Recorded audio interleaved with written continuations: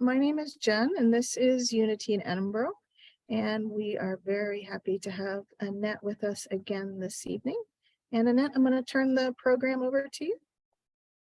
Thank you so much for having me. Do we have some people in the church as well? We just have a couple right now. So Okay, most everybody is online this evening. It's pretty rainy here, so. Oh, I get that.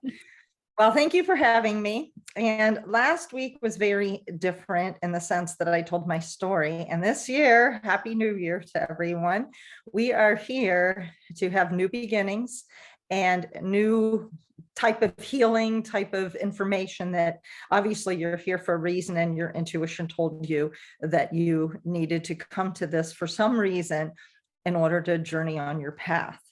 So last week was very different in that I haven't told my story even to people that I've been teaching for 10 years, because to a degree, I think that it is irrelevant, because what I really am is what I am right now in this moment, interacting with you and sharing with you my new model of healing. I don't know if it's new. I've been thinking this way for 10, 15 years, but it's an entirely new way of existence, even, which leads to well-being, greater happiness, less anxiety, less depression.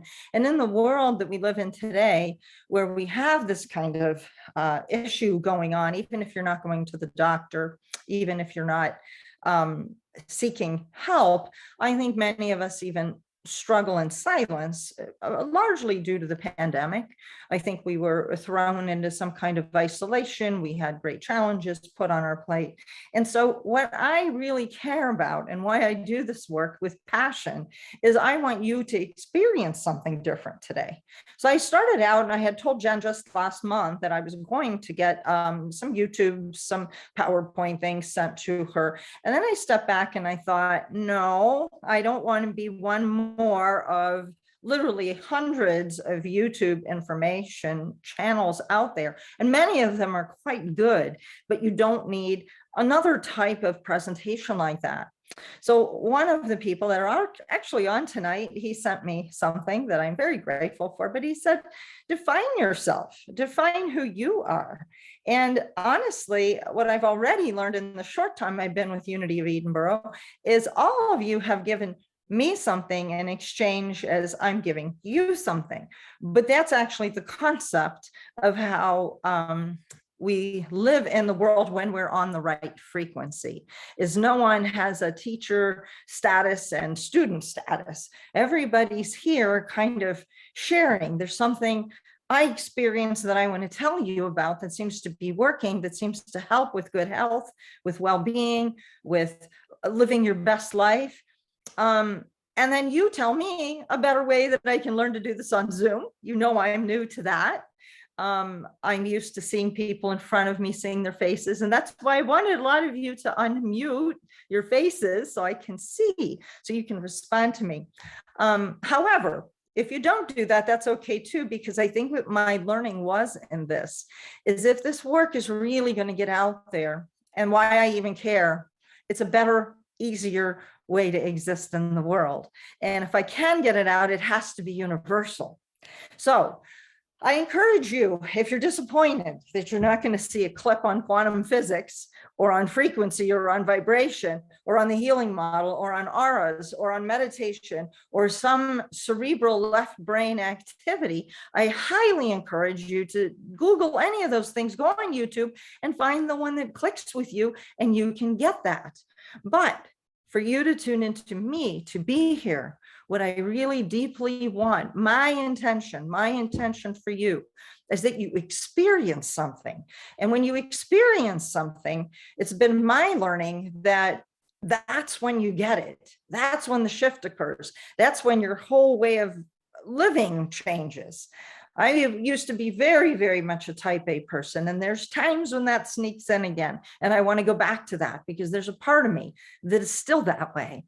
But that's not the way that I really am today or defined as that way. I would say that now I'm more a person that really deeply wants to tune into what I'm feeling, what I'm sensing. And I find that to be so accurate, so incredibly accurate, that you get this inner knowing. And that's a very beautiful way to walk in this world, when you can say, you know, I have a problem and I need a solution. And you just know that if you take a walk and you connect into the rhythm of the earth, and if you pay attention and you get into the frequency that you will experience, I hope at least a taste of it today, that if you know how to do that, it's also prayer. Again, I don't want you to get caught up in the words. Jen and I were just talking about this earlier today, and it's very, very important for me to tell you that my intention and what I'm teaching falls short sometimes in the way that I word things. And you'll hear me use multiple words for the same thing, because our English language, honestly, doesn't even allow us to teach some of this, because we're working with things that are invisible, things you can't see, things that use our sixth sense, things that taps into the field, you want to call it, the divine matrix, the silence and listening to God. Those are all the same spaces that different cultures, different humans will term differently. Okay.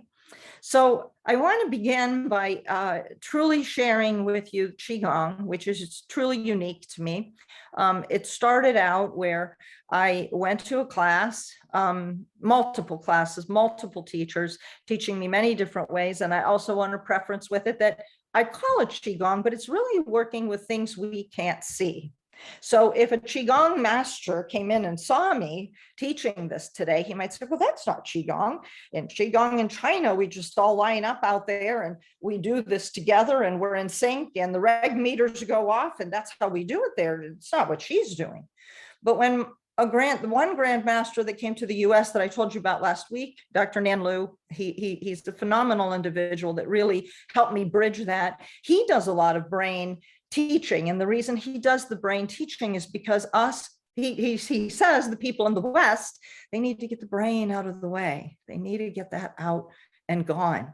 Because what we do is we block down with having fear, with a preconceived notion of things. As we touched on last month, on the biology of belief, our belief systems are so strong that we actually control the electromagnetic circumference around our cells. And the only way that will change is if at our core, we learn or experience something to be a little bit different, okay? So since we didn't start with any kind of a meditation or centering, this was the preface, kind of the overview of where we're going to be headed. I will not be talking the whole time. I'm going to show you a little inch of Qigong, but I also want to get a couple things in your brain out of the way. So before we do the shaking and try to go into a more delta theta state in your brain, I want you to also see that your brain interacts with your body and your earth vessel in a way that you don't always see every day. And so I'd like to do kind of an entry-level demonstration that's very easy to do and very simple. And even if you've heard this before, just do it again, because you'll see how powerful and potent it really is. And you'll have that aha moment, I hope. So I want you to pretend that I just showed you a sign, and I could have illustrated all this, but you guys are good and you'll get that. Just the word lemon, okay? I give you the word and you say, oh, so what? Big deal. And now I show you a picture of a lemon. So you look at it and you think, oh, yeah, that is a nice color to it and it looks whole. And you, again, cerebrally are studying what a lemon does, what it looks like. You know the word, you know the picture, you know the image. But now I want you to really, really focus, maybe even shut your eyes, okay? And I want you to picture that I just took a beautiful ripe lemon off of a tree, and I took a knife and I cut it, and it's just so, so, so juicy. And now I'm going to ask you to take that lemon and take a fourth of it and stick it in your mouth. And I want you to just taste it and experience that lemon, sucking on it and tasting it and feeling it. You say, some of you may say, oh, that's an unpleasant sensation. And others may say, boy, that's delicious. But I want you to feel it, all senses, You see it, you feel it, you touch it, it's in your mouth. So what are you doing? You're salivating, right? Are most of you salivating? At least those of you showing, can you put your hand up? Yes? Anybody not salivating? Tell me. Now, the interesting part of this is, did you tell your body to salivate? No, you didn't say, oh, I'm doing this over here now, so my body knows about this lemon thing. This is past history. So I told my body to do that. No, it did it automatically. Just like your heart beats every day, your breath gets taken every minute of the day. Your body is so intelligent. So you think of something and immediately your body reacts. Okay.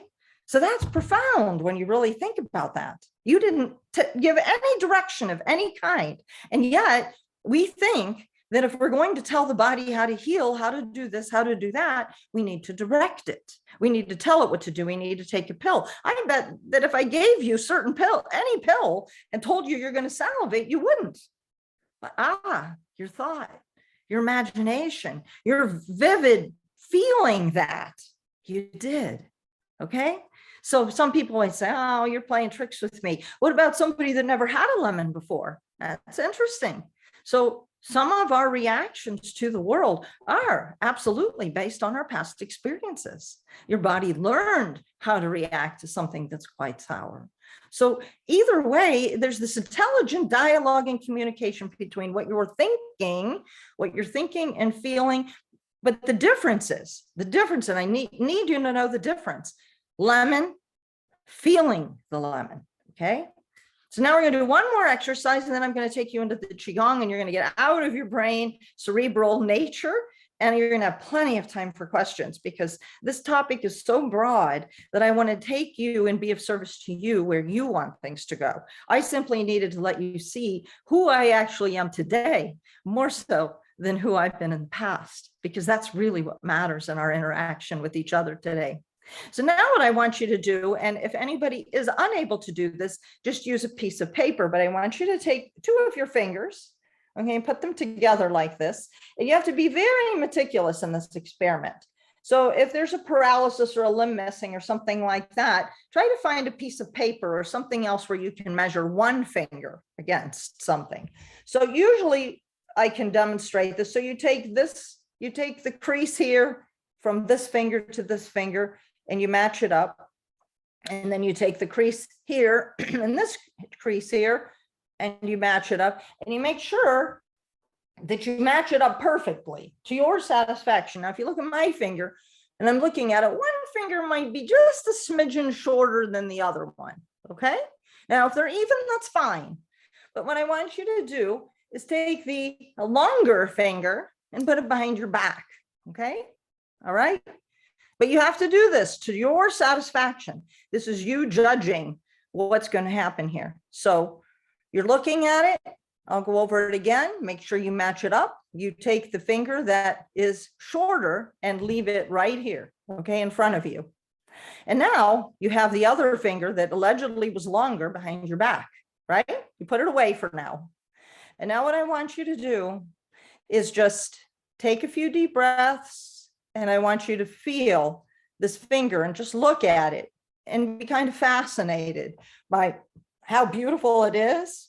I know that sounds corny, how miraculous it is, how it's got joints in it, skin on it, and just kind of look at it. And now I want you to just picture it being pulled up to the sky, feeling almost like a force. You've got the gravity on the bottom holding you on this earth. But now you've got this pull, almost like a string. It's just almost like it'll almost lift your hand. If you use your visualization powerfully enough, you'll begin to feel as if your fingers being pulled up to the sky, up to the roof. And if you don't feel that, use a visualization that's better than mine. Again, I'm just your catalyst, your guide to instigate these things you already know, but maybe you've potentially forgotten. So picture this finger being pulled, almost where my hand is being lifted. I want you to have that sensation in your body that it's being lifted, stretched. And I want you to stretch it as much as you can. And you're not trying to do anything except visualize your finger growing, reaching to the sky, going someplace, becoming longer, but feeling it, not just thinking, oh, this is stupid. That isn't going to do anything. You're really trying to focus on this one thing to the point where, again, you feel like it just can't grow anymore. Wow, it feels so elongated and stretched. Kind of, again, when you can't do this or you think something's stupid, believe me, I faced a lot of that where I thought, well, this is dumb. This doesn't work. You know what I did? I said, you know what? I'm going to be a kid again. I'm going to play with this anyway, and let's see where it takes me. Okay. So now you bring the finger that was longer or the same back, and I want you to measure. See if you have any significant difference. Okay, now how many people had a difference in their finger? You can put your hand up for those that are showing yourself to me. Okay, now if you didn't, I see a couple hands did not go up. This is a good exercise, as silly as you think it sounds. This is a good exercise for you to learn how to talk to your body. You'll be surprised how many things it's able to do if you connect with it. Love it. There's many different techniques for this, and this is just one simple one. So don't be frustrated if it didn't work, but also don't discount this kind of a thing, because if you do, you're missing out on this grand ability for you to visually pull something into your body and get things to happen and change in a way that you may not think is possible. But what if it is? What if it is? I can only tell you I've seen enough things happen in my world. I think I told you last time, the reason I'm here today, and I can say this so straight face, is that I got all the people where nothing worked. And they would come to me and they would say, well, I'm willing to try anything. Well, these are the kinds of things that changes how we view our model of healing, of well-being, and how we get better. So this was very simple. And you'll say, well, that's stupid. That's just a little stretching exercise. But you have to start someplace as a springboard, and then we grow to more and more and more. Okay, so this was a simple demonstration, and what I'd like to do is have you get a slight taste of Qigong, and then I'd like to open up questions to the point that I can connect with you better and be of service to you, so that I can take you to other things or modalities that you've heard of, would like to learn more about. And just to touch on a few of them, I wanted to teach you image cycling next week. I wanted to teach you the difference between different meditations, how to get into that void, how to do all these different, the different kinds of ways to get there. And the other one that I am big on is emotional freedom technique. Thousands and thousands of people have had a profound impact with that. And I've used it myself, along with something called TAT. They're just like getting your body to be reset again to zero. So it's like you're clear, like you're starting over. And that's a really weird feeling when that happens, but that's also a way that you can springboard into, again, a different form of growth, a different way of interacting, a different way of feeling. And that's, again, it's hard to put all of that into words, but we're going to begin here. And now I hope we get to doing just a little bit of Qigong. Now, Qigong is interesting because people say, well, what is it? How do you spell it? Okay, well, the intellectual part is it's a Qigong, okay?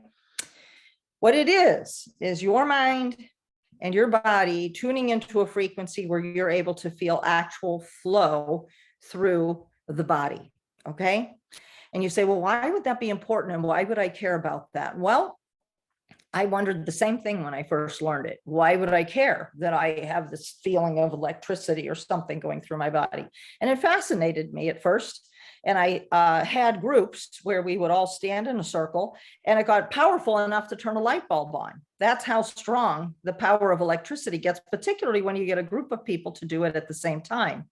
And so I began to think there has to be healing power in there. This has to be something that unblocks chakras, something that clears meridians. There has to be something good and innate about that. And so I just became an observer of what happens when we do it. But I have to warn you, the very first thing we have to work with, I've seen it in many people that I've introduced to this type of practice, is fear. When you start to experience something you haven't experienced before, what happens? You go, whoa, shutdown mode. This is too scary. I don't want to do this. And then you get the other person that comes to say, no, I want to learn Qigong. And guess what that person wants? Control, full control. So to learn Qigong, one thing that has to happen is you have to try to just allow,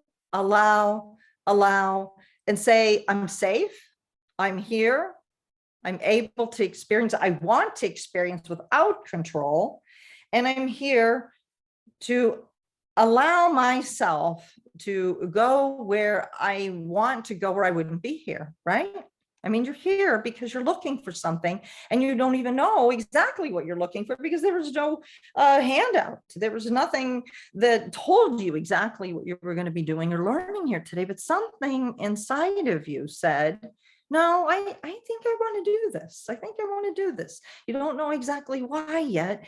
And even if you don't get out of it exactly what my intention is, that isn't even important. For me, the end point is that I give you the ability to go into a space that you want to go to, okay? So this isn't something that I want to force upon you or impinge upon you.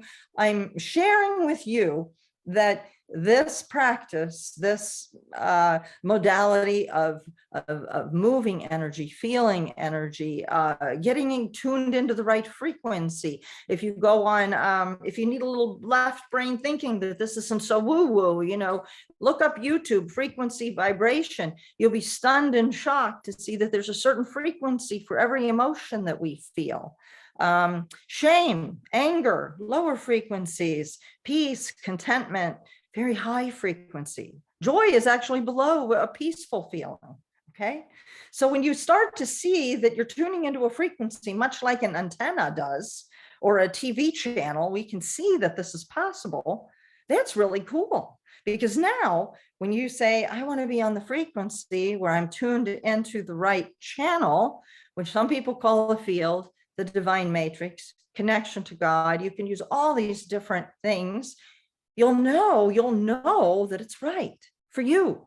It's a really, really good feeling. Because that's the other piece that I've often had with people. How do you know this isn't evil, that this isn't bad for the church? Oh my goodness, I couldn't teach this and be happy and thriving as a human being if it wasn't love-based. The love frequency is tremendously powerful. It's smooth. It puts everything in sync. It creates human consciousness. It allows us all to connect, even though we're all over the United States. Okay? No non-locality. You'll get that in quantum physics as well. No time, distance, or space between any of us. So that's weird for us to understand because we haven't been taught and trained that way. Does that make sense? Nod heads? No? Somebody? Okay. So it's okay. We're starting this slowly and with some introduction. And I promise you, I won't give you too much too soon because that isn't a good way to go. I had that experience once where I wanted too much for too soon. And people just said, oh, I can't do this. I can't do this. And not because it's scary. I've been doing this over years and years and years.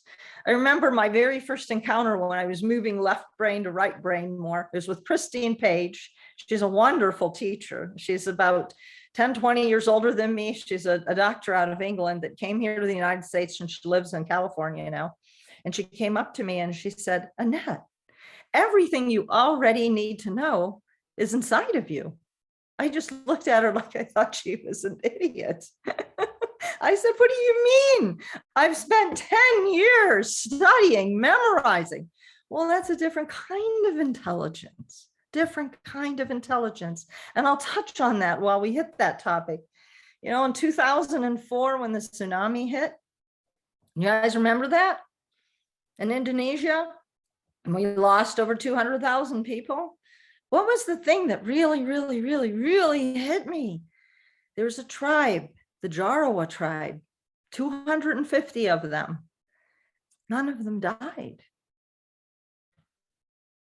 they were connected to the earth. They knew they were so tied into the earth that they knew what to do when that tsunami hit. Now I remember telling my friends, I said, okay, so wait, who's intelligent here?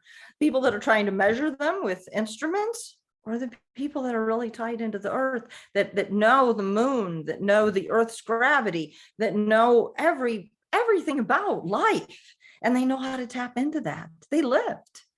So you have to really think about how do we define intelligence and knowing and knowledge. Okay. So my knowledge now, and every time I have a big problem is going within. And when people say within, it's not like I go inside my gut or my bowels or something. I think we just go into the space where we're able to get into the right frequency. We're connecting with some kind of human consciousness. Like we said, there's not good terms for this, not a good visual. But when you experience this and you know this to be true, like what you can do after this class and say, wait, I'm going to look up some of this stuff. And you'll literally see 100 YouTubes you can click on that's going to tell you about this topic. How do you know which one to watch? That's an inner knowing again. Inner knowing, this is what I need to see here. This is what I need to look at. And when you start using that as your guidance, life gets kind of exciting because you're guided every single minute of the day. And then you also know life purpose. I mean, this all just ties together like this. It's like, it can tell, it gets very exciting for me. All right, so let's do Qigong so that we can quit in about 10 minutes so I can dialogue with you a bit. Got it? We ready for this? All right, so the first thing we're going to do is stand up. You always do Qigong standing up unless you're unable to. If you're not able to stand, okay, you can do it sitting and you can even do it laying in bed. All right. So I don't want you to say, oh, I can't do that. I had a lady come for a long time, and maybe you're watching. I don't think she's on now, but she would probably be inclined to watch the video at another time at her convenience. She sat in a chair the entire time and she still had the same experience. So the end point with Qigong, always, always, always is what you feel, not specifically what you're doing. I just kind of am a catalyst to kind of nudge you to do something that's actually quite innate for humans. So the very first thing we're going to do that you probably haven't done, and you're going to think it's quite silly, but you won't think it's silly after you're done doing it. So hang in here with me and just go ahead and do it. And what we're going to do, because we were very cerebral right now, we were talking again and doing blah, blah, blah, and we were doing left brain thinking and trying to comprehend and understand what we're going to do today. So we have to clear that. And the way we do that, and I need you to try 150% here. You need to shake like this, fast, with your body, with your arms, with your legs, with your hips, with your head. And you need to shake as hard and as fast as you can. And you aren't doing it good enough if you don't get short of breath. Okay. You get very winded if you really do that. But I mean, really shake faster, harder. Come on, get it out. What this does is resets the parasympathetic nervous system. So all that thinking, all that tension that you had when you're feeling kind of tense and tied up in knots, and somebody says, oh, just relax. You can't do that. I see some shaking. Shake harder, harder. You're not there at the end point until when you're short of breath. You should be winded, just a tad, okay? Good. So it's not like this, it's like this. Don't worry about how you look, okay? Oh, you should be catching your breath right now. Got it? Okay. This is really, really, really, really, really, really powerful, okay? When you feel tense, when you feel like, gosh, what am I going to do with myself? Even if you're laying in bed at night, you shake like this. Immediate reset to the parasympathetic system. The other thing you can do, if you can't get the shaking to be intense enough, pat. Do this kind of patting, okay? That's rechecking all of the body, all the way up and down. Some of the Chinese people also like to do dry brushing. When you go like this, and you just brush. It's the light touch over the body that gets you to reset to being there. Okay. So now we've reset, and you just look and watch your breath. If you're a little bit winded, you honor that. You know that your body's always trying to be in equilibrium. And so you're watching the breath. And now you get into a stance, the classic Qigong stance. I know you can't see my legs, but you're bowed shoulder width apart. And it can be a horse stance, which some people will go like this and they'll go wide apart. But the goal of Qigong is that you feel solidly grounded into the earth, okay? So that you're rooted, so that your feet feel like if I came over and I tried to push you, you would not fall over. You're sturdy on your feet. And if you were sitting somewhere, you get your spine more aligned and your feet, and you just feel like you're strong. Strong is the best word I could say with that. So as you're feeling the stance now, what I want you to do is just watch your breath. Just watch it, honor it.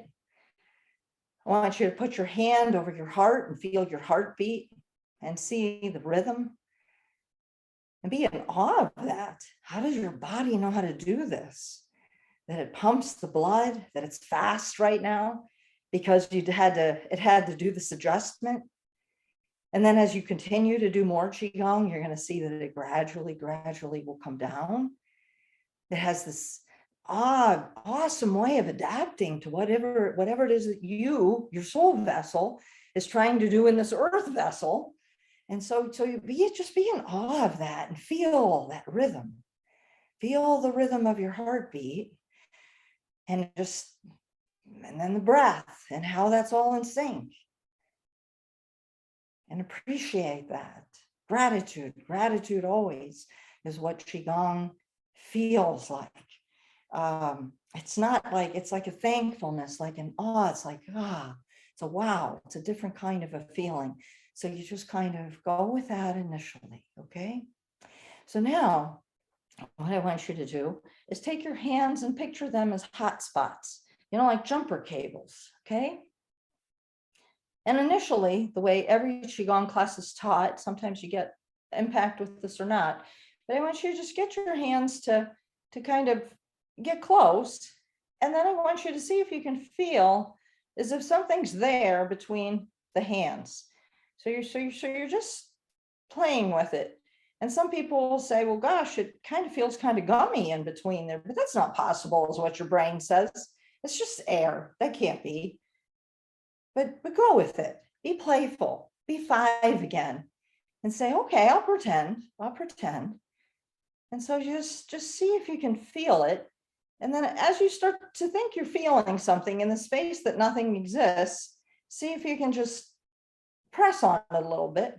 Press, make like a little ball, maybe a ball, and press, and press. And then see if you can not feel it by breaking that again. And it's really just about you tuning in to seeing if you can feel that. So that's one way to feel subtle energy. And I see that time is going to be very short. I wanted to do a whole rebirthing thing, but I will only do that if we end up having time. I want you to do another subtle energy exercise that a lot of people don't like doing, but I need to teach it to you because it's so important for the whole month. I'd like you to practice this. Okay, so you're still in your Qigong stance. I want you to think in your room, wherever you are, you're bringing the cerebral in again, but I guess you kind of have to at first, or you can do this after when this program or session is over. And I want you to connect your circuit. You connect your circuit by bringing your hands together. It's no accident that this is how we pray and that you're bringing your hands together as a circuit. Okay, and now you're connected into the earth from the bottom, watching your breath, tuning into the heartbeat of your heartbeat. And in Heart Math Institute, it would be heart math of others as well, or if we were all trying to connect, eventually we would get in sync, which that's pretty cool. And then dig your feet into the ground, feeling that you're making a circuit. And as you do this, I want you to try to visualize the directions, okay? And you're gonna say, well, that's stupid. Well, again, if you want to experience something different, you have to give it a try to feel how north feels different than east, south, or west. So if you can figure out where you are, if you can't, don't. It would be even cooler if you can figure it out, because what you'll do is stand in whatever direction you're in and kind of take note what it is that you're feeling. Lots of energy coming in, more of a calm. What is it that you're feeling? And then very slowly, I want you to turn to the next direction.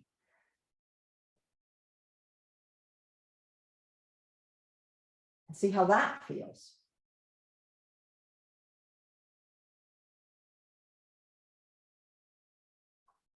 Now we'll do another turn in the interest of time. You can practice this at home.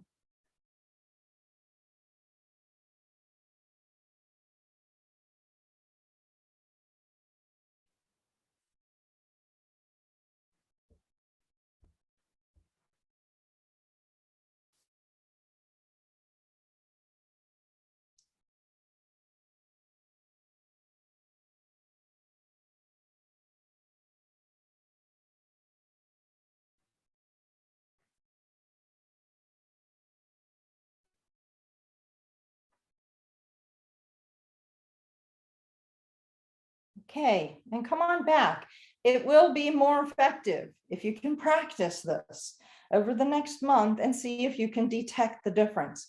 Now, again, my intention, none of this matters. You'll say, why does it matter if I can feel what a direction feels like? Well, what you're doing is you're taking a sense that's probably not been trained for quite a while. And what you're trying to do is get it back to being sharpened so that you can begin to detect subtle energy fields, to become more aware of what the moon is doing, get in front of a tide, become more aware of a tide coming in and out, be aware of what it feels like. Like what I've practiced for a while is if you can see the sun rise or sunset, and can you feel which one's rising, which one's setting? They often will look the same on a picture. Can you feel what's happening? Okay. It's to get you tuned in to the subtle energies of everything around you. You're tuning in to a certain channel, into a certain frequency. And I'm going to show you one more movement, and then I'm going to open it up for questions and dialogue so that, again, that I'm here for service to you. Now, this is an extremely powerful exercise that I like teaching this to people early on because it looks very simple, and yet it's one of the most powerful moves you can do. And again, I'm teaching you this because I want you to practice this. So what you do again is that stance where you're firm on the ground. And there's literally hundreds of movements. I'm only able to show you a few today, and we will continue to build on this. Trust me. I want you to take your thumbs like this. Here's your collarbone, and put it where you're not strained totally, because you have to hold this position for a while.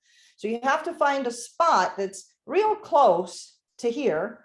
Some people like to do it like this, but sometimes their arms get tired, so you can relax them a little bit. But the thumbs have to face each other. They can't be like this. They can't be like this. They can't be like that. They can't be like this, okay? They have to face each other. And you have to be in a position where you're sturdy, your breath is good, your tail's kind of tucked in, so you have good flow on the spine. Eyes over the horizon, meaning soften gaze just straight ahead. And when I first learned this, I didn't think anything, because this isn't what you picture with Qigong and Tai Chi, but this is where I hope you begin to feel the energy. So you stand here and you patiently wait. When I first taught this to my husband, he didn't do anything, but he did stand there. And all of a sudden he went, whoa, what's happening here? You start to feel flow between the thumbs, almost as if an electric current were running, okay? So I encourage you to stick with this. I want you to do it. And in fact, Nan Lu, great grandmaster, you can look him up. He's teaching lots of Qigong actually for free online. differently than I do. Again, he's from China, and I don't say that I'm better or worse, nothing. I started learning from him, and now I don't even want to say that I'm doing Qigong. I work with things we can't see so that we sharpen that sense, which is different. But he'll teach you this, and he'll want you to stay in this. If you have cancer, if you have an autoimmune disease, he says you do this enough, your body will reset to the correct frequency and you'll heal. He believes this. So I stood there the first time, I thought, oh my God, how much longer, how much longer? You can even begin by watching TV if your brain can't deal with that, or look at something beautiful, or do meditation as we get to the point where that's more agreeable to you. But stand and wait and watch, and you'll start to learn the world of circuitry. And when you start to feel that flow, that circuitry, sometimes when you're not feeling well, or you're sick, or you're tense, or you're off, it will not flow. And I don't want you to be frustrated by that and say, well, that doesn't work. They can do it, but I can't. That was my typical line when I was first learning. Everybody can do this. Every single human can. It's innate. The thing is we've forgotten how to feel this kind of thing. So you stand here, and when you think about the posture, now step back as an observer. I'm big on teaching that. You'll hear me reference this a lot. If you're the observer, what do we look like? We have Earth, and we've got all of us standing in what pose? Antenna. We look like antennas on this Earth. Now, the Qigong master didn't call it that. He called it some Chinese word that I didn't know. And I'm not making fun of him, but I'm thinking to myself, my gosh, I'm an antenna. No wonder I'm picking up a certain frequency that's innate to human consciousness and humanity. That makes sense? Okay, now if you don't feel it, I see a couple thumbs tilted up. Don't do that. You won't feel anything. Get them aligned. Get them aligned. I just want you to have the right experience. It's not about, again, nothing is ever technique, but you'll get the experience if you patiently wait and get things aligned correctly. So I already went a minute over. I'm so sorry. There's so much material that I just don't know where to begin. And I wanted to give you a taste, or at least an introduction into some of the things that I would love for more people to learn, more people to experience.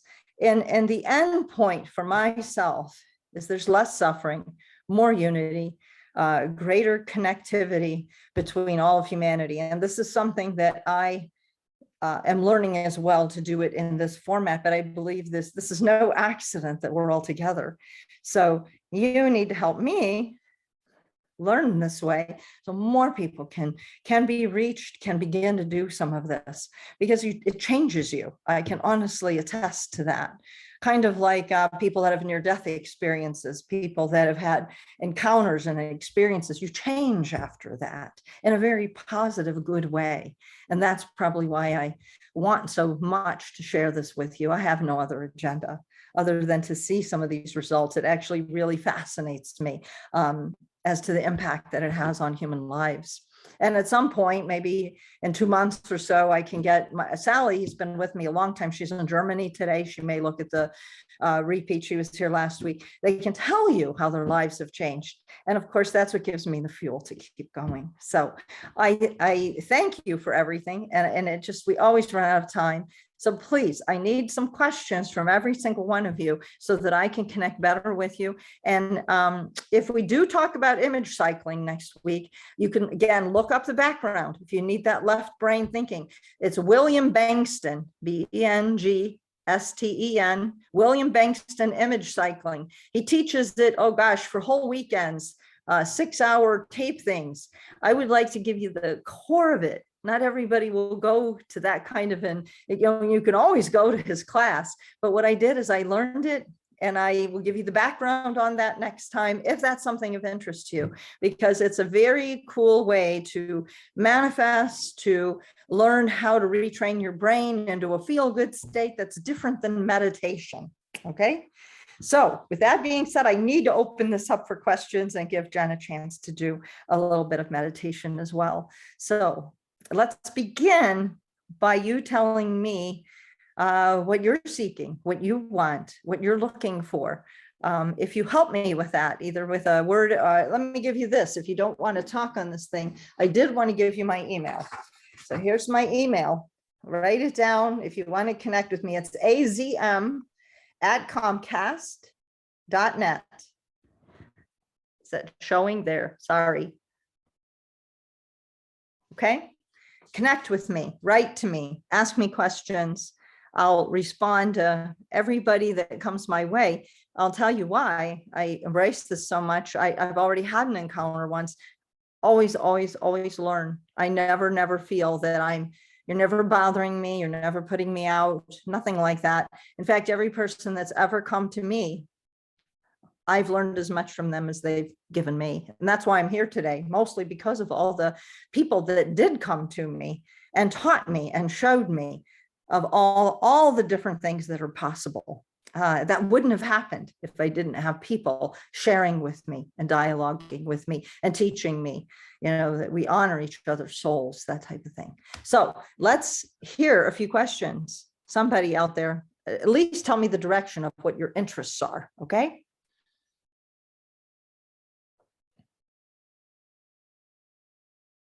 Tell me why you guys signed in. What is it? What piqued your interest?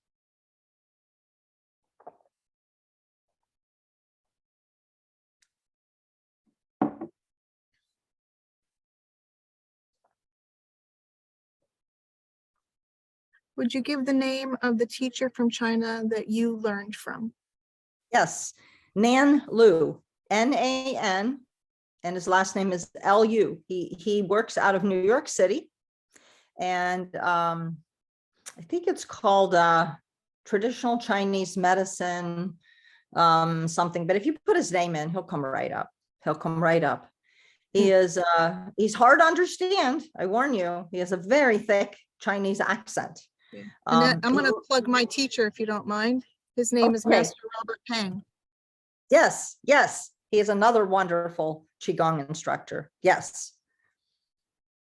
There's several out there. There's several out there that are quite good. Of course, the person that asked you that already knows who's my teacher, so that's funny. Let's see, you have another question here. It says, last month you talked about sensing the lady with the atopic pregnancy. How do you learn to sense other people's bodies? I think it happens with a lot of this type of practice, this type of technique learning. Like if, it's almost like feeling the human aura. It's kind of like the best way I can explain it to you. If somebody walks into the room, and even me, okay, I may say this, I may say that, but all of you have a sense. You feel something out from me. When I look at you, when you see someone walk into the room, you say, well, they said everything right, but I get a bad feeling. Well, what is that? Okay. Same thing when you go the other direction. You say, they didn't really say anything profound, but boy, I just really like being around them. What is that? That's like a frequency or a connection or something. Heart Math Institute is where I would direct you, where they found that if you and I chose to connect our energy fields, our heartbeats would become in sync without touching one another. Okay. Just by pure intention that I'm going to sit here and you're going to sit there and we're going to try and see if we can do this. Okay. So it's more that I had a desire to really feel people in another way, because many people, people used to say, oh, body language says a lot, facial expressions. Well, that's a learned behavior. Honestly, we've all learned how to talk, how to be, how to smile, how not to make frowny faces. But there's more to that. It's more. You can feel somebody's essence, somebody's presence. And when you feel them, you're feeling something that's way beyond the physical body. And the way I view illness is that there's actually like a blueprint. You can almost tell. Like I've told my husband many times, I say, I don't think she's well. He'll say, what do you mean? She looked fine to me. Physically, there's good color, good posture, good movement, but you can just feel it, but I think it's because I've been practicing this subtle energy feeling for quite a while. And it started probably with that ectopic pregnancy, because when you have nothing, you start to say, there has to be more. That was my seeking. And when I say there has to be more, I start going into the field of subtle energies, learning how to do that, going up to an elevator and saying, well, can I feel the energy of inanimate objects? I mean, you start looking at, is our universe even here? There's space between things like this desk. Is it a hologram? And you start playing with this kind of thing. You start observing. Feng Shui interested me a great deal because that's a little branch off of the Chinese thing. And many people said, oh, that's just a bunch of superstitious hocus pocus. Well, I ended up getting a bagua, which is the thing of the house. And I thought, you know what? All I need to do is observe. Let me see if I can get what people observe for 2,000 years. Let me see if I can observe that. And so you just start tuning into this thing. And I would say that if you're skeptical and if you think, oh, this is just crazy talk, start observing yourself, start testing it, prove it to yourself. In fact, William Bankston is really a cool guy. If you ever have the pleasure of meeting him, he belongs to the Skeptics Club. He thinks everything is wrong, but then he sets out to prove that it's wrong and finds out that it isn't. And that's how he stumbled across image cycling. And he essentially cured many of the mice of breast cancer to a phenomenal degree. It's just crazy stuff that no one can explain and makes many people very uncomfortable.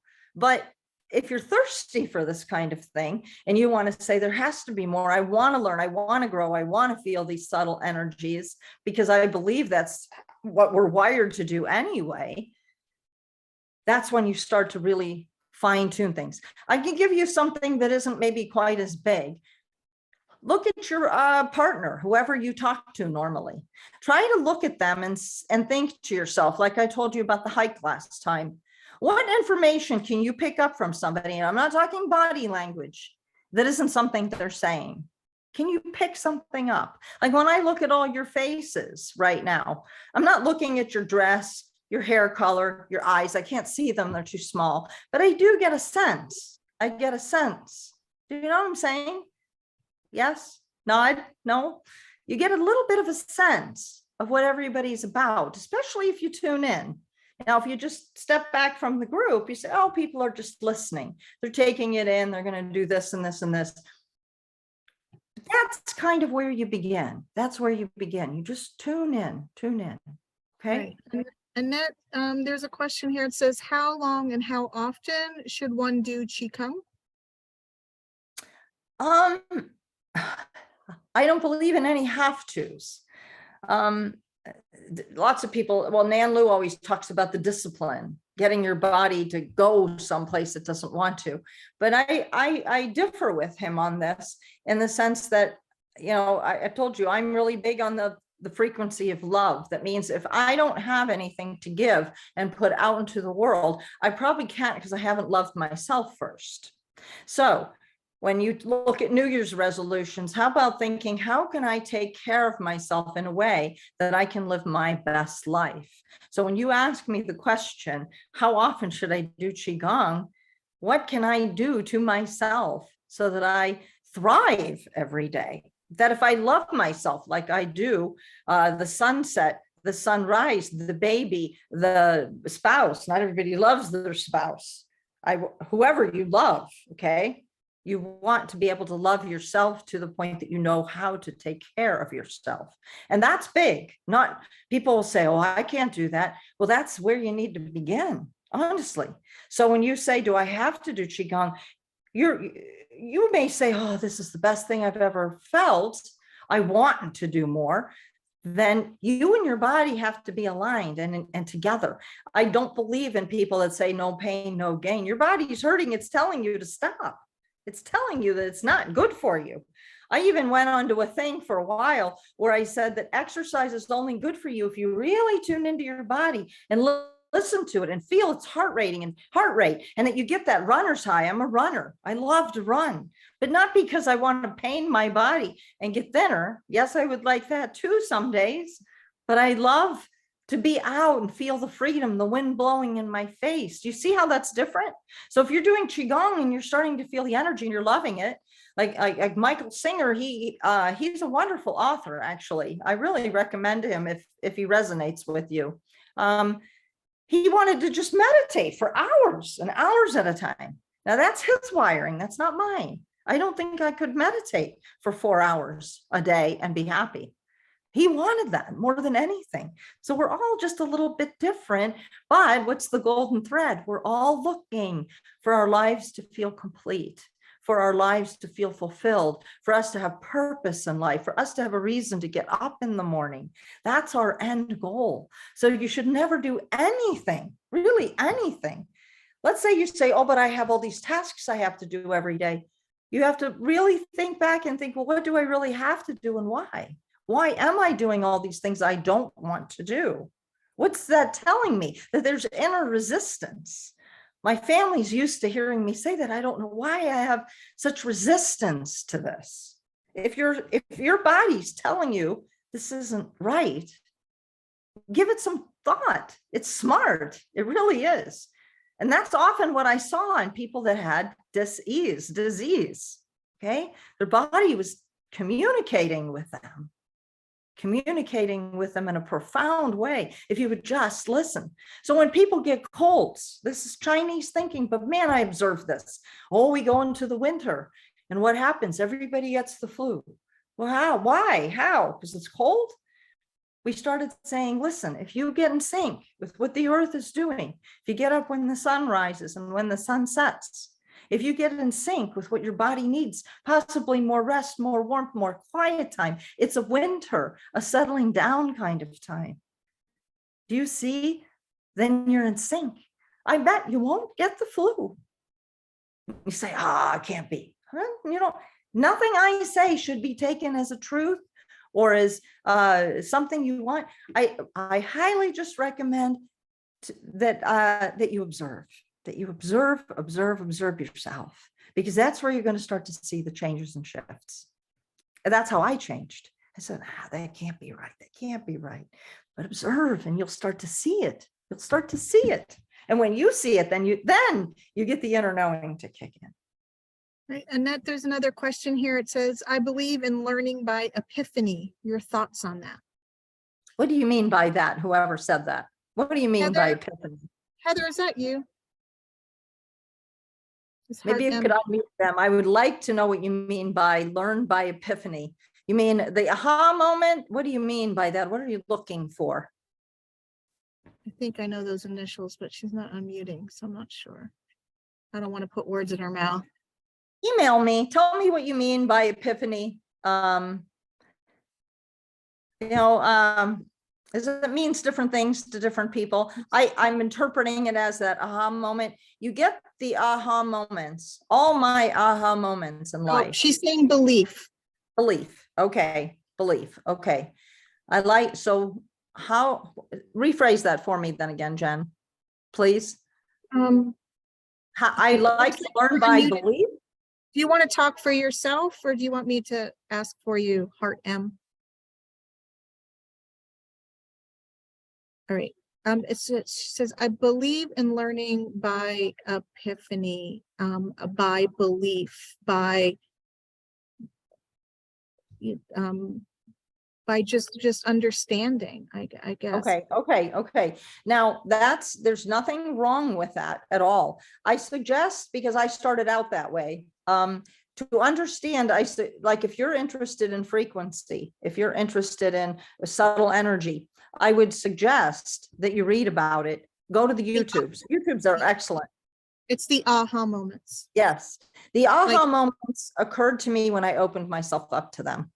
When I allowed myself. Now, when I have aha moments, and a lot of people came to my class that said, I want to have that aha moment.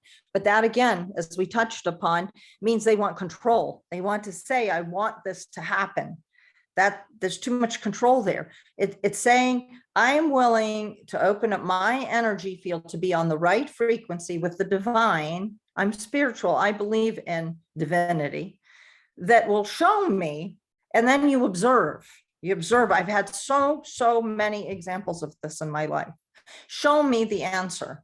And then you start to look around. Some people say, well, I don't know what I'm looking for. Well, you learn and have this aha moment, often in a big way. I could give you many, many, many examples, but it's not important that I have them. I want you to have them, but it's the allowance, the relinquishing of control and allowing things to happen and open up and understanding that we really don't have a lot of control. When you think about it, oh, we're here though, we can control our time. Actually, there's very little we can control. We can show up and we can be open and we can connect and we can allow. Those are the things we can do, and we can love. We can get into the space where I want to love life and the earth and everything that's alive, and I want to be a part of it. When you do that kind of thing, you're on the correct frequency for many miracles and experiences. When you get on the frequency where you're more in that particle state, and look that up, the slit lamp experiment, beautiful YouTubes on that. Many, there's literally 10, 20, okay? At least that I saw. Some more intellectual, some more playful. The Dr. Quantum ones are very playful, but very good. They're very succinct and they illustrate things quite well. And if you want to see that so that you feel more comfortable allowing, then do it that way, because we're all kind of the same, but we have that block. Oh, I have to understand in order to go over here. I was that way too. But when you start to see, wow, this really happened. Wow, how can I make sense out of this now? You can do that after, okay? I'll try to give you more stories and examples, yet I truly believe all humans can have these experiences if they're open to it. Simply allowing, okay? And I can tell you more questions about this, and life gets exciting. Let me give one more application. I just want to have time for at least one or two more questions. So you want to have the aha moment. So tomorrow morning, get up in the morning, you say, wow, what a miracle. The sun just came up. I'm alive, I'm here. I wonder what today will bring. And you have your to-do list. And now observe at the end of the day, how much of your to-do list you went to, how many snafus you had. Maybe you went over here and, oh, somebody hit me in the back of the truck. Oh, and I met this lady over here. And if you open yourself up to all those experiences, life can be quite exciting, trust me. But you're open to them. You're not resisting as life happens to you. You see the difference? So let's say I one day, I remember, it's a funny story, but I don't want to kill all this time with my stories. But the aha moments occur simply being open to them and relinquishing that tight sense of control. You won't want it anymore once you let go and allow and are operating on that frequency. You're going to start to feel that simply because you have the desire to. Okay. Another question.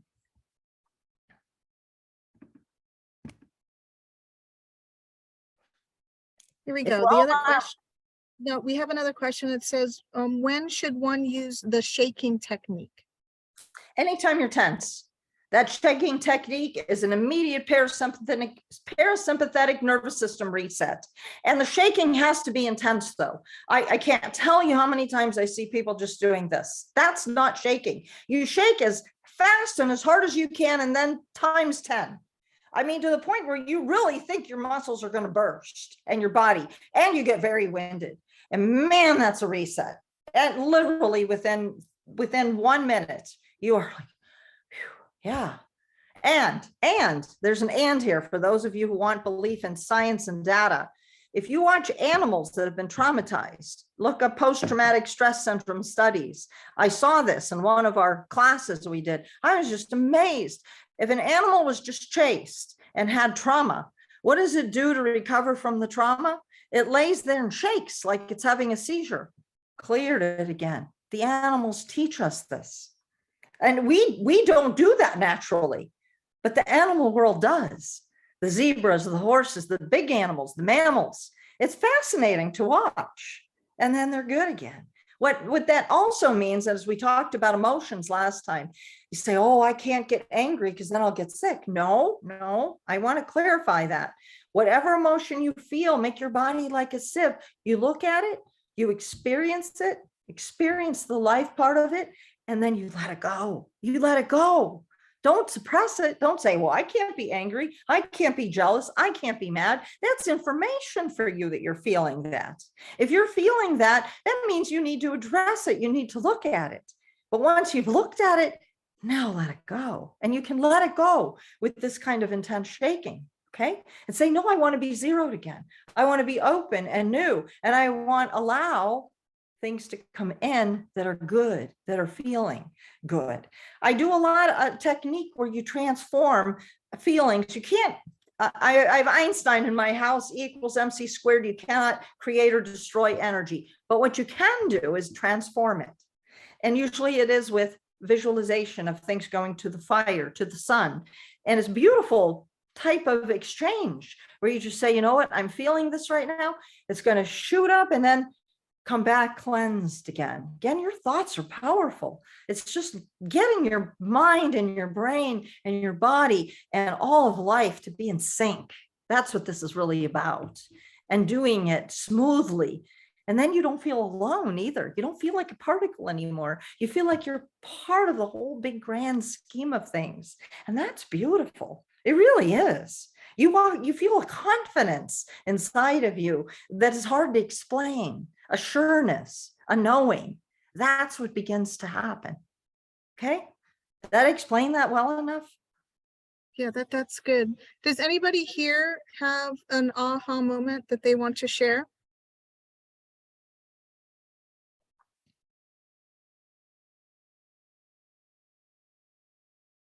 Okay.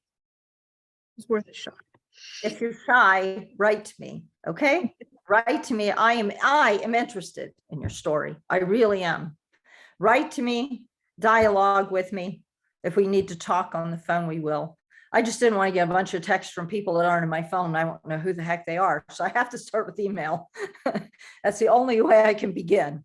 And I'm sure that your stories are very, very, very worthy of hearing. I believe that to my core. I'll give you a quick story since we're not dialoguing the way I would have loved. Yeah, I have somebody here that'd like to share their aha moment. Okay, Come on awesome, up, please. awesome.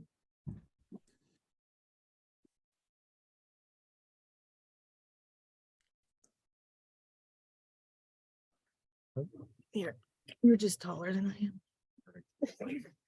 That works. I'll use the mic here. Is that the, Well, there's, yeah, just, no, it's just. oh, it's all on here. Right. Okay, cool. Well, hello, Annette. Thank you. Hi, what's your name? My name's Alex. Hi, Alex. Pleasure. Yeah. Thank you. Yeah, it's a pleasure on our end as well.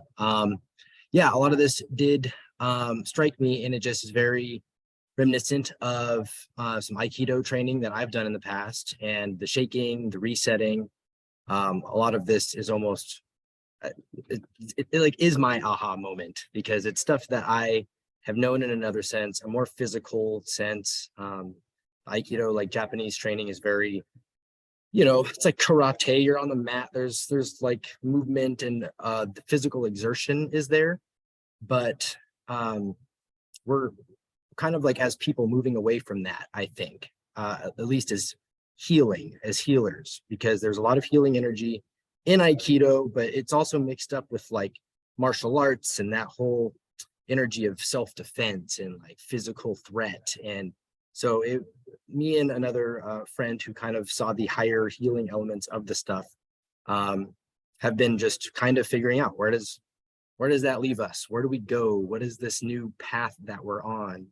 And yeah, literally, as I'm here shaking, doing the same stuff, exerting, resetting, talking with you, seeing the network you're trying to create right here at Unity, that's part of the aha, is like, this is how we do it, for me. Wow. Like, this was an aha moment.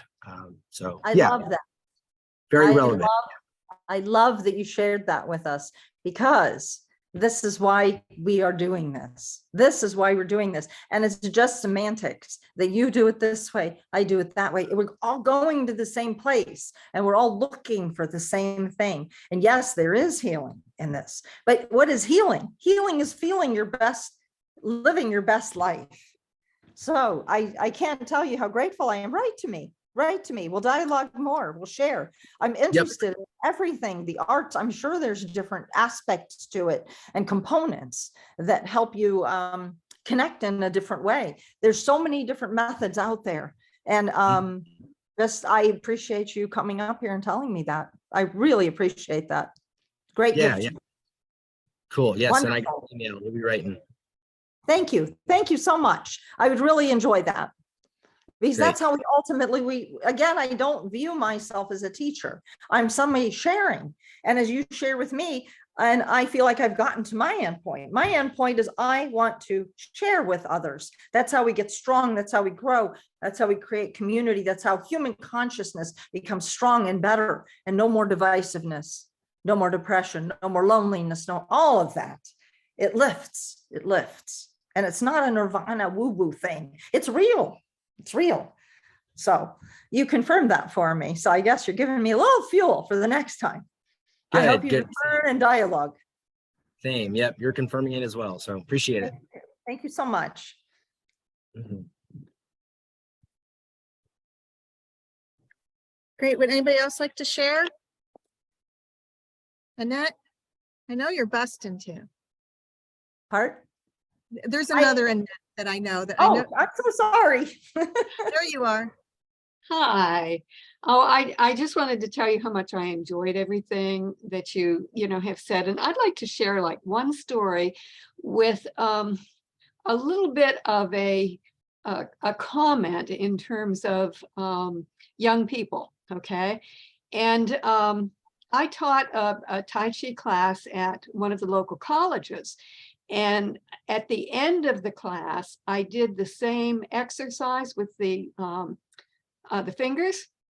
And I was absolutely amazed at how many of the kids were really able to do that and were so excited about that. And, I've done the same thing kind of with older people.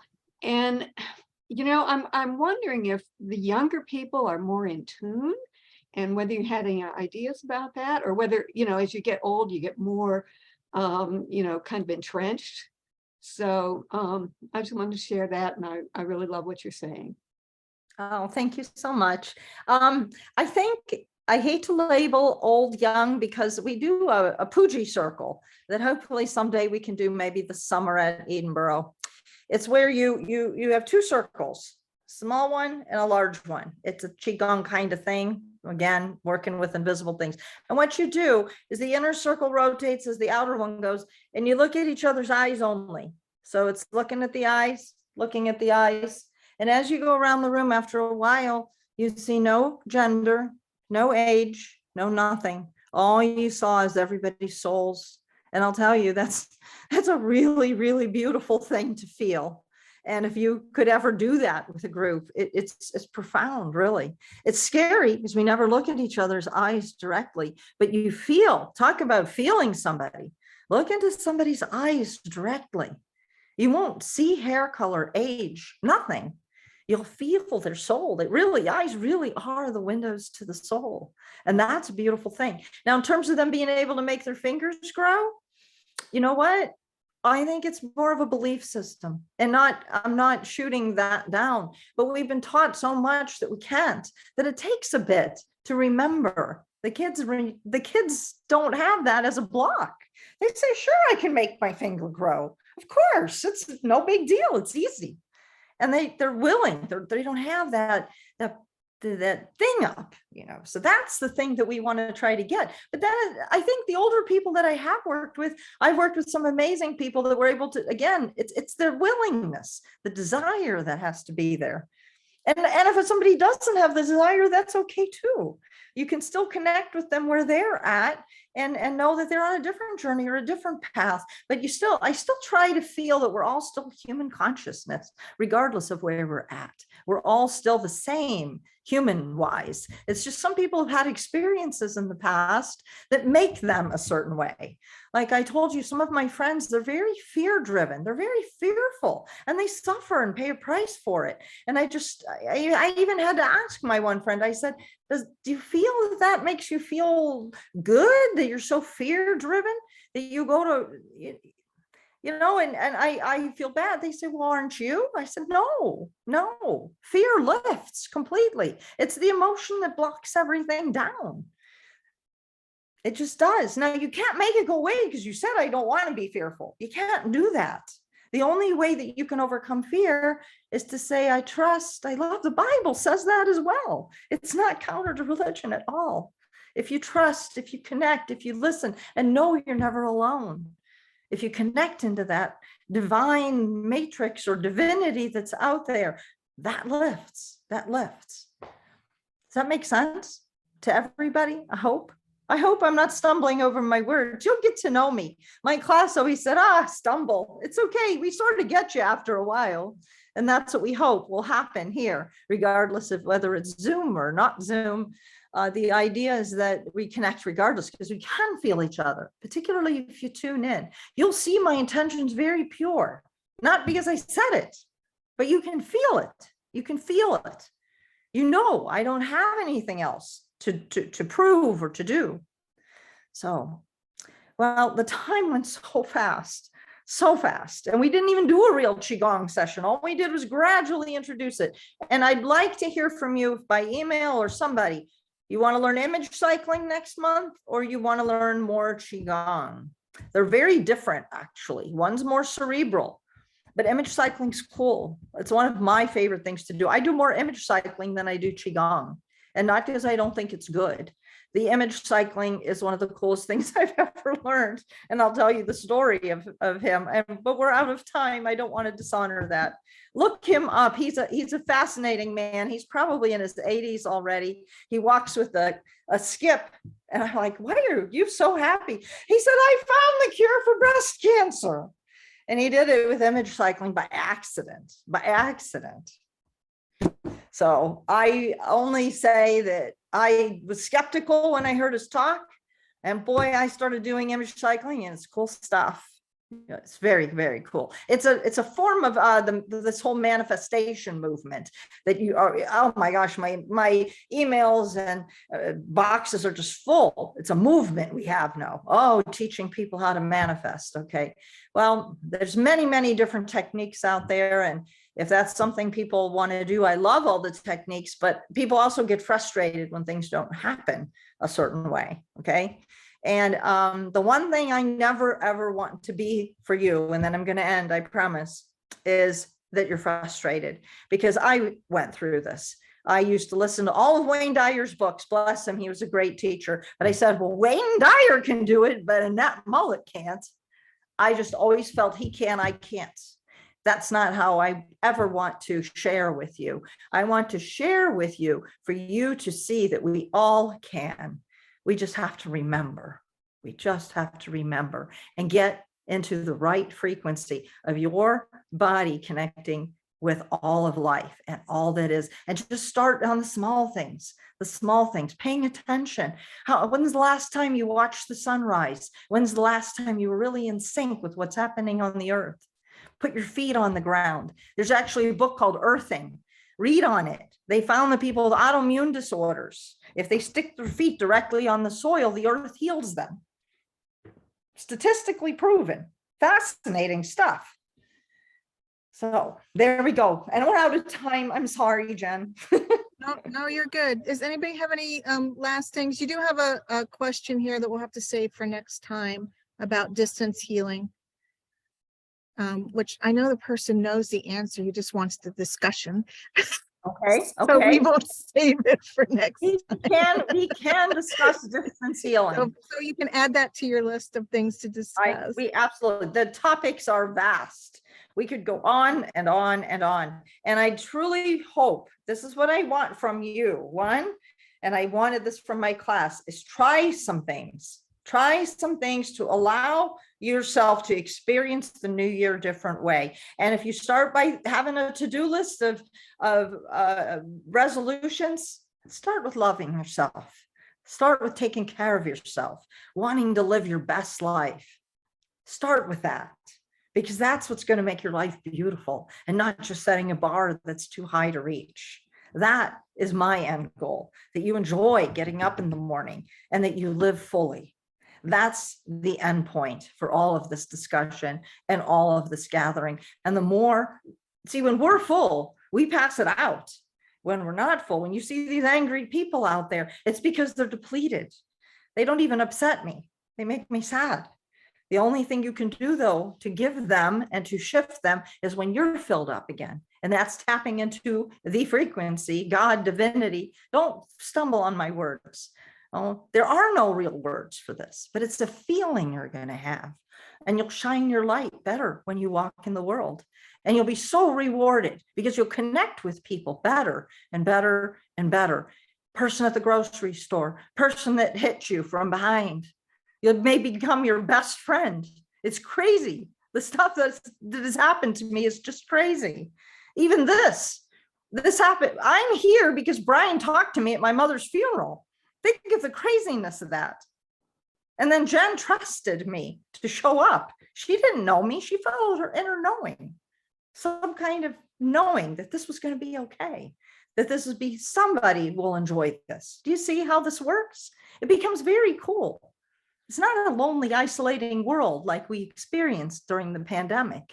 And that's why this is important. Humans weren't meant to feel like that. You want to be part of the ocean, not the droplet. I think we end on that. Excellent. Excellent. Thank you, Annette.